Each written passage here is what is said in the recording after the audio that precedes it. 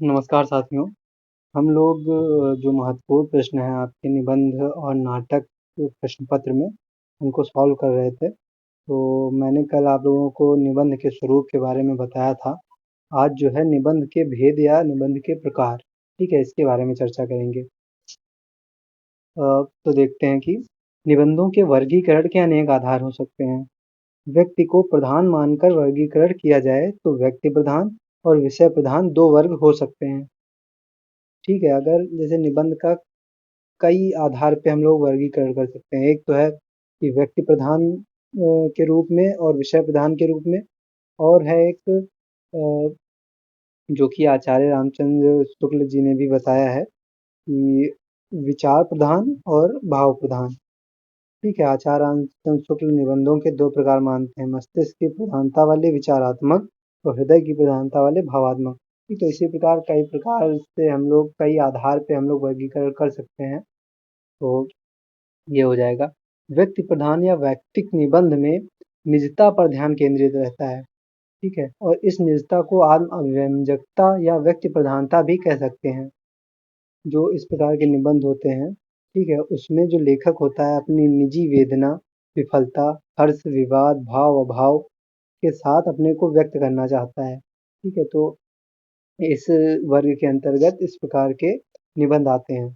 और विषय प्रधान निबंधों में लेखक जो होता है अपने को अलग रखकर शेष संसार पर विचार करता है। आचार्य शुक्ल निबंधों के दो प्रकार मानते हैं, मस्तिष्क की प्रधानता वाले विचारात्मक और हृदय की प्रधानता वाले भावात्मक। निबंध की बाह्य और आंतरिक विविधता के आधार पर इसका वर्गीकरण किया जाए तो बाह्य विविधता में विवेचन पद्धति, भाषा शैली, वस्तु विषय आदि आते हैं। ठीक है, और आंतरिक विविधता में विचार, भाव, अनुभूतियाँ, संवेदना। आंतरिक विविधता मतलब अंदर से हृदय पक्ष इसमें प्रधान रहता है। ठीक, तो हृदय पक्ष जहाँ प्रधान रहता है वहाँ पर विचार, भाव यही सब आएंगे। तो बाह्य विविधता में पद्धति में विवेचन किस प्रकार करते हैं, विवेचन पद्धति, और भाषा शैली, और क्या विषय है, वस्तु का क्या विषय है। ठीक, इस ये सब चीज़ें आती हैं। तो व्यक्ति प्रधान जो निबंध होता है, इसके अंतर्गत आने वाले निबंधों में लेखक की व्यक्तिगत भावनाओं की प्रधानता होती है। इसके अंतर्गत विचारात्मक निबंध, भावात्मक निबंध और आत्मपरक निबंध आते हैं। ठीक है, तो अब इन निबंधों के बारे में हम लोग चर्चा करेंगे। पहला है विचारात्मक निबंध। जिन निबंधों में बुद्धि की प्रधानता हो उन्हें विचारात्मक निबंध कहा जाता है। वैचारिक पक्ष की महत्ता के कारण इन निबंधों में तार्किकता रहती है, क्योंकि विचार पक्ष इसमें ज़्यादा महत्व रखता है, इसलिए इन निबंधों में तार्किकता आ जाती है, क्योंकि इसमें बुद्धि की प्रधानता होती है। ऐसे निबंधों में लेखक के चिंतन मनन के साथ ही उसके दृष्टिकोण की नवीनता और विश्लेषण क्षमता का परिचय प्राप्त होता है। इन निबंधों में विषय की अनेक रूपता मिलती है, जैसे कि राजनीति, संस्कृति, समाज, परंपरा, नैतिक, साहित्य किसी भी विषय पर आधारित हो सकते हैं। निबंध के विचारात्मक होने से यह अर्थ नहीं है कि इसमें भावों की अवहेलना होती है, बल्कि इन निबंधों में भाव विचारों का अनुसरण करते हैं। ये नहीं है कि इसमें बुद्धि पक्ष की प्रधानता है, इसमें भाव होगा ही नहीं, बल्कि भाव विचारों का भी इन निबंधों में अनुसरण होता है। विचारात्मक निबंधों की भाषा सांकेतिक, श्लेषात्मक और संक्षिप्त होती है। प्रसाद शैली इसकी प्रमुख विशेषता है। प्रसाद शैली मतलब विस्तार से वर्णन करते हैं आराम से। आचार्य रामचंद्र शुक्ल ने कहा है, ठीक है, कोट कर देंगे कि शुद्ध विचारात्मक निबंधों का चरम उत्कर्ष नहीं कहा जा सकता, जहाँ एक एक पैराग्राफ में विचार दबा कर कसे गए हों और एक एक वाक्य किसी संबंध विचार खंड के लिए हो। ठीक है, तो जो शुद्ध विचारात्मक निबंध का जो चरम उत्कर्ष है उसे कहा जाता है जब कि एक ही पैराग्राफ में इतने विचार ऐसे कसे गए हैं कि वह जो पूरा पैराग्राफ होता है पूरा निबंध के रूप में हो जाता है। ठीक है, तो ऐसे विचारात्मक निबंध के ऊपर रामचंद्र शुक्ल जी ने कहा है। हिंदी में आचार्य रामचंद्र शुक्ल, महावीर प्रसाद द्विवेदी, आचार्य हजारी प्रसाद द्विवेदी, श्याम सुंदर दास, नंद दुलारे वाजपेयी और डॉक्टर नगेंद्र इसी प्रकार आदि के निबंध विचारात्मक निबंधों के उत्कृष्ट उदाहरण हैं। जिसका उदाहरण देख लेंगे, जो आचार्य रामचंद्र शुक्ल का काव्य में लोकमंगल की साधना अवस्था, क्रोध, करुणा, ये सारे जो निबंध हैं इसके उत्कृष्ट उदाहरण हैं। भावात्मक निबंध। भावात्मक निबंधों में भाव तत्व और हृदय प्रधान रहता है। इन निबंधों में कल्पना के विशाल आकाश में हृदय की स्वच्छंद उड़ान भावनाओं की तीव्रता के साथ देखने को मिलती हैं। हर्ष, विषाद, अनुरक्ति, विरक्ति, हृदय के विविध उद्गार इन निबंधों में परिलक्षित होते हैं। भाव आवेग में जब कोई लेखक किसी घटना विशेष तथा अनुभव विशेष को कलात्मक रूप में अभिव्यक्त करता है, तब भावात्मक निबंध का जन्म होता है। अनुभूति की गहनता, भावों की तीव्रता, अभिव्यक्ति की स्पष्टता, निश्चलता इन निबंधों की विशेषताएं हैं। भावादेश के अनुकील ही भाषा में कहीं वेग और कहीं तीव्रता दिखाई पड़ती है। जब आप में भाव उत्पन्न होते हैं, तब आप में तब जैसे कविताएं प्रस्फुटित होती हैं, ठीक, तो ये भावों के आवेग के कारण ही जो ये निबंध होते हैं वो तीव्र गति से आगे बढ़ते हैं। लेखक अतिशयोक्त आदि अलंकारों की सहायता से अपने भावों को व्यक्त करता है। वह कलात्मकता और भाषा को संवारने की ओर विशेष ध्यान देता है। भावात्मक निबंधों का संबंध हृदय से रहता है, अतः वे बड़े प्रभावशाली होते हैं।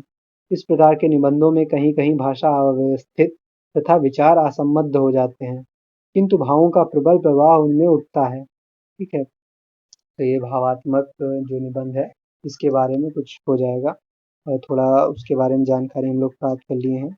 अब इसके अंतर्गत जो प्रमुख लेखक हैं, उनमें चंद्रधर शर्मा गुलेरी, डॉक्टर रघुवीर सिंह, गुलाब राय, माधव प्रसाद मिश्र, प्रताप नारायण मिश्र आदि भावात्मक निबंधकारों की श्रेणी में आते हैं।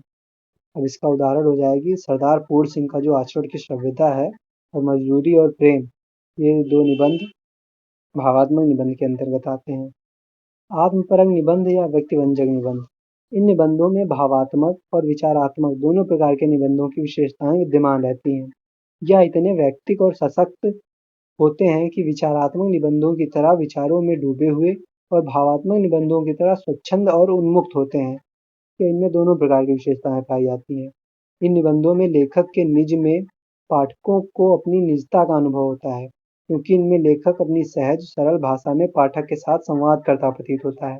जो ऐसे निबंध लिखे जाते हैं, इनमें पाठक जो होता है वो लेखक इस प्रकार लिखता है कि पाठक को अपने बारे में ही वो अपने बारे में महसूस करने लगता है। तो इसलिए इसकी जो भाषा भी होती है वो भी सहज और सरल होती है। अब आ जाएगा विषय प्रधान निबंध। पहला हो गया व्यक्ति प्रधान निबंध, अब हो जाएगा या विषय प्रधान निबंध। इन निबंधों में निज को अलग रखकर, निज मतलब स्वयं को, ठीक है, को अलग रखकर विषय को अधिक महत्व दिया जाता है। निबंध की विषय वस्तु चाहे सामाजिक, राजनीतिक, आर्थिक, सांस्कृतिक, साहित्यिक, मनोवैज्ञानिक कुछ भी हो, किंतु उत्तम निबंध उसे कहा जाएगा जिसकी प्रस्तुति अच्छी होगी। विषय प्रधान निबंधों को हम दो भागों में बांट सकते हैं, वर्णनात्मक निबंध और विवरणात्मक निबंध। अब पहला हो जाएगा वर्णनात्मक निबंध। इन निबंध में वर्णन को सबसे अधिक महत्व दिया जाता है।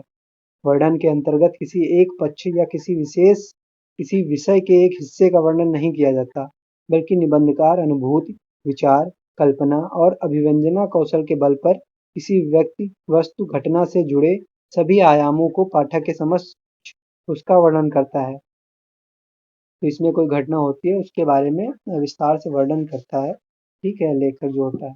वर्णनात्मक निबंधों में कल्पना तत्व प्रधान रहता है। कल्पना के माध्यम से जब कोई निबंधकार जीवंत चित्र प्रस्तुत करता है, तभी वह पाठक को रोमांचित और आनंदित करने में सफल होता है। इन निबंधों में विशेष रूप से यात्रा विवरण, वातावरण का चित्रण, नदी, पहाड़, वृक्ष, जंगल, त्योहार, सभा, सम्मेलन आदि का वर्णन होता है। सरलता व सुबोधता इसकी शैली के प्रधान गुण हैं। ठीक है, ये सरल और सुबोध शैली में कि कोई भी व्यक्ति पढ़े तो उसको आराम से समझ में आ सके, तो ये गुण इस निबंध में निहित होते हैं। लेकिन इन निबंधों में प्रसाद गुण आरंभ से अंत तक बना रहता है, और इसमें जो प्रसाद गुण होता है, जो मैंने बताया कि आराम से इसमें विस्तार से वर्णन होता है, तो वह इसमें शुरू से अंत तक रहता है और यही इसकी सफलता का कारण है। उदाहरण हो जाएगा इसमें हिंदी निबंधकार में बाल कृष्ण भट्ट जी का मेला ठेला, दरिद्र की गृहस्थी, द्विवेदी जी का प्रभात, माधव प्रसाद मिश्र का रामलीला वर्णनात्मक निबंध के उत्कृष्ट उदाहरण हैं। दूसरा हो जाएगा विवरणात्मक निबंध। विवरणात्मक निबंधों को आख्यानात्मक या कथात्मक निबंध भी कहा जाता है। इस प्रकार के निबंधों में किसी वृत्तांत, वस्तु, घटना से जुड़े विभिन्न विवरण दिए जाते हैं। विवरणात्मक निबंध कहलाते हैं। कथा प्रधान इन निबंधों में घटनाओं का सुसंबद्ध विवेचन होता है। वर्णनात्मक निबंधों में जहाँ स्थानगत वर्णन रहता है, ठीक है, वर्णनात्मक निबंध जो ऊपर अभी पढ़ा है, उसमें जहाँ स्थानों का वर्णन रहता है और अधिकांश क्रियाहीन वस्तुओं का चित्रण रहता है, वहीं दूसरी ओर विवरणात्मक निबंधों में कलागत और क्रियाशीलता का चित्रण रहता है। कथात्मकता इसकी मुख्य विशेषता है, ठीक है, कि कथा के द्वारा पूरी स्टोरी चलती रहती है, ठीक, तो यह इसकी मुख्य विशेषता है। इन निबंधों में व्यंजनापूर्ण भाषा और सामासिक शैली का प्रयोग मिलता है, कि कम शब्दों में भी बहुत अच्छे से व्यंजना करते हैं।